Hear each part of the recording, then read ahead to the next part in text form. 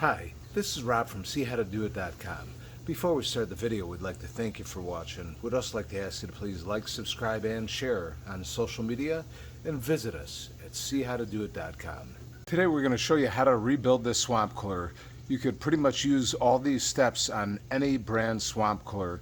We're going to be hooking this up to a fan speed switch. There's also been some wires cut. We're going to rewire the whole thing and also install a new float switch. So let's get started. All right, here's our float right over here, and this would probably be pretty pricey. So we're going to go ahead and install one of these floats over here. We'll be drilling through the cabinet, and as you all know, a swamp cooler is about saving money. So versus probably spending about $40 to $60 on something like this, we have an $8 solution. And here's the wire for the motor that has been cut, and also on the pump. It's a little bit hard to see, it's back there. We'll show you that too. And we're going to also hook it up, like we said, on a fan speed switch. Here's our fan speed switch over here. This will allow us to be able to have it sit on the low fan speed, the high fan speed, and also pump only, so you could prime the pads. That way when you turn it on, it won't be blowing out dust. And it is going to take a little bit of electrical experience. If you're uncomfortable with this, maybe you could find a friend who has some knowledge on it, or use an electrician. You want to be very careful when it comes to electrical, because if you make any mistakes, wiring can overheat and possibly catch fire, and we definitely don't want that. First, we're going to find the best location for our swamp cooler float. This is a big cooler, so we do have a lot of options. If yours is not as big, you're going to want to make sure you don't have any obstructions with pumps or anything else. You definitely want to make sure you have plenty of clearance for the float to be able to operate up and down, which in this one, we're going to pretty much go somewhere around over here. We're going to be able to do this with a drill bit, and if you don't have the right size drill bit, if it's a little bit too small, you might want to use a unibit to be able to remount the hole. We're not going to show all these steps because it takes a little bit of handyman skills, and if you have that, you'll be fine. We try to make our videos as brief as possible to save time. So we're going to go ahead and locate the best spot somewhere around here to drill out for our float, and then we're going to go ahead and install it. This is what we'll be using to drill it out. Here's our drill bit over here. Might be a little bit hard to see, but this drill bit is a little bit smaller. So we'll go ahead and drill our hole, and then we'll use a unibit to just make it a little bit bigger. You don't want to go too big, because then you're going to end up making a hole unnecessarily. So we're going to go ahead and drill it out, then we're going to go ahead and install our float. All right, we went ahead and drilled out our hole. We made it a little bit bigger so our float fits right in there. So we'll pretty much go ahead and take our nut off over here. And you're going to want to leave the washer on it here. And this is the supply. You always want this facing down. So we'll go ahead and slip it in from the other side here.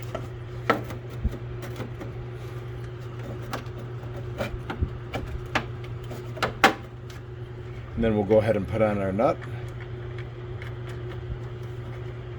And then we'll go ahead and tighten this down. And like I said, you want the supply line to be facing directly down. So we're going to go ahead and tighten this down and move on to the next step. Okay, we've went ahead and connected our water supply, which is pretty straightforward. All this is a 3/4 inch swivel connector with a 1/4 inch adapter on it and a 1/4 inch. This is a nut and has a sleeve inside, and it also goes into the 1/4 inch float, which is a 1/4 inch nut and a sleeve inside there. We also have tutorials on that, and pretty much on all phases of swamp cooler repair. So we're going to go ahead and let this start filling. We'll go ahead and show you that. All right, as you can see, it is starting to fill. And most swamp coolers, you're going to have a water line, which you can see right over here. This is our water line over here. So we're going to let our swamp cooler fill up until it gets about over there, or if it's too low, we're going to go ahead and adjust the swamp cooler float.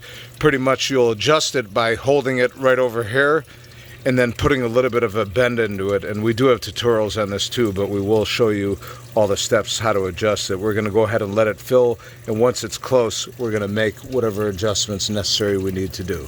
Okay, our float is just about stopped filling, and we want to go higher, especially in this swamp cooler since it's such a big one.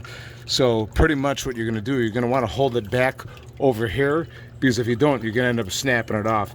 And if your swamp cooler is still too low on the water, you're going to want to make a bend in it like this. So we're going to pretty much hold it back over here And we'll just bend it just a little bit over here. And as you can see, the water is coming in. If your water is too high, you would hold it back and then bend it down to have a bend this way. This is probably going to be pretty good, so we're going to let this fill up and see where it lands. Okay, this is pretty good right over here. And depending upon yours, you might have to bend it up or you might have to bend it down. You definitely want to have enough water in there because you don't want your pump to run dry and burn that out as your pads or media start absorbing the water, and you don't want to go too high either, otherwise you're going to be overflowing the water through your overflow. So this is good. We're going to move on to the next step. Okay, these next steps are going to take some electrical skills, so if you're not comfortable with this, hopefully you have a friend that's able to help you out, or have an electrician do it, because you don't want to have any problems with any potential fires. And we're going to explain how this works pretty much. This is a 2-speed motor, and the way it works, here's your ground wire over here, your white is your common over here, your red is always going to be your low speed, and your black over here is going to be your high speed. So this is a 2-speed motor. You might even possibly have a 3-speed motor, and if you do, generally the blue wire will be your middle speed. And since these wires have been cut, we're going to go ahead and splice this, and we're going to add on into it. Since it's dry up over here, we'll go ahead and put it, let's see, we'll show you, put it up over here. And we don't need to put this in an electrical box, but you can go ahead and put it in a box. We're going to go ahead and use wire nuts, and we'll probably tape them up. So we're going to go ahead and do this, and we're not going to show this because that's a whole nother deal. Like I said, you're going to have somebody help you if you're not comfortable with it. So we're going to go ahead and lengthen this wire, and we'll move on to the next step. Okay, we've went ahead and lengthened our wire, and our original wire was 4 wire. We couldn't find any 4 wire. We were only able to find 3. So we went ahead and secured our ground to the chassis over here. And as you can see, as we explained before, our red wire is our low speed of the fan. So since we could only find 3 wire, we're going to attach the red wire to the green, which it really doesn't make a difference what color is, as long as you know what it is at the other end. And our hot to hot, and obviously our common to common. So now we're going to, and then we're also going to tape this up and mount it down properly so it's out of the way. And now we're going to proceed to the next step. Okay, here's all of our wiring over here. I already know this is for our pump right over here, and this is coming from our motor. We're going to actually mount this box right over here. So we're going to go ahead and feed these wires in here. Like I said, on this one, this is our motor. We're going to be using the green wire as our red wire for our low speed. Feed that in there.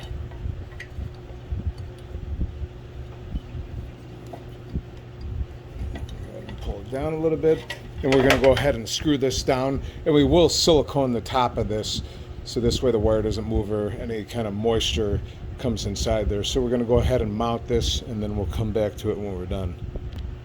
To show you, we are going to use some self-tappers to be able to mount this box to the cabinet here. So we're going to go ahead and mount that. Okay, we've went ahead and crimped on some connectors on our wires. That way we'll be able to connect them onto the fan speed switch. And we've also put connectors on our ground wires, and we'll be connecting our ground wires right over here to our box. So we're going to go ahead and make all of our connections, and then we'll show you how it looks when it's done. And it is going to be pretty tight in this box. If you're not as comfortable, you might want to get a bigger box. And like I said, if you're not good with electrical, you might want to have somebody do it that knows what they're doing, because you don't want to have any issues with it. And all of our white common wires, we're going to wire nut all those together. One other thing that we did do to be able to help identify the wiring, this is our red wire on the other end. We went ahead and put some black tape on it. That way it will help us identify it in a perfect world. Obviously you'd use some red tape, but it's the only one with tape on it, so we know on the other end this is our red wire for our low speed of the fan. All right, here's all of our connections complete. This is our incoming hot wire right over here. Our green is our red wire. That's our low speed of the fan, connected to number 1 right there. And this is our pump wire, connected to number 2 right there. And this is our high speed of the fan, connected to C right there. And over here we connected all of our commons together. And right back in over here is all of our ground. So we're going to go ahead and mount this to the box, and we're just about done. Okay, everything's all mounted down, power's connected to it, and now we're ready to test them. And as you can see right over here, you have off, you have pump only, high cool, and that's with the pump on, low cool with the pump on, and over here this would be just the vent on high and the vent on low. So if we go ahead and turn it over here to pump only, you can actually hear the pump come on. We'll show you that it's going. We have the cover off here. You can see the pump's going there. So now we'll go ahead and show you the fan. We'll go ahead and switch this to high. As you can hear, the fan came on there. You can see the fan's turning there. Now we'll go ahead and show you the low speed. We'll go ahead and switch to the low speed. You actually heard the fan slow down a little bit. You can see it spinning there. All right, now we'll go ahead and turn it off. It's off now. And like I said, if you do want to run it just as a fan only without the pump, this is the low speed here. And this would be the high speed right over here. And we'll go ahead and turn it off. And now there's one more thing we're going to be doing to this cooler. This used to be have an oscillating motor on here, which is pretty expensive. The motor went out. So we're going to actually just go ahead and strap this down. Pretty much a swamp cooler is about ingenuity. It's all about saving money. So anything that you're able to do to be able to be creative to get it working and it's going to be safe, go ahead and do it. There is no wrong. It would only be wrong if it's something that's not going to be safe. So we're going to go ahead and mount this thing down with some L straps, and that's pretty much going to wrap up this cooler. All right, pretty much we're going to use 3 brackets over here. We're going to go ahead and use self-tappers to mount these down, and we're going to put 3 of them on, and that'll be more than enough to hold this in place. Like I said, we're doing this because we're able to save money on the motor that would actually make this oscillate. This way, wherever you have this pointed, this will cool the area. So we're going to go ahead and install some self-tappers on here. All right, we've went ahead all the way around and connected the 3 L brackets, pretty much secure them all down. And make sure when you do this that you look where you're screwing into to make sure you know that you're not going to be drilling in anything that you shouldn't be. So pretty much this is held down really good. So that's going to be good for this. Pretty much, use some ingenuity, whatever you got to do with your swamp cooler. Everything's all about saving money. Once again, we'd like to thank you for watching. Please like, subscribe, and share on social media. And visit us at seehowtodoit.com. Thank you.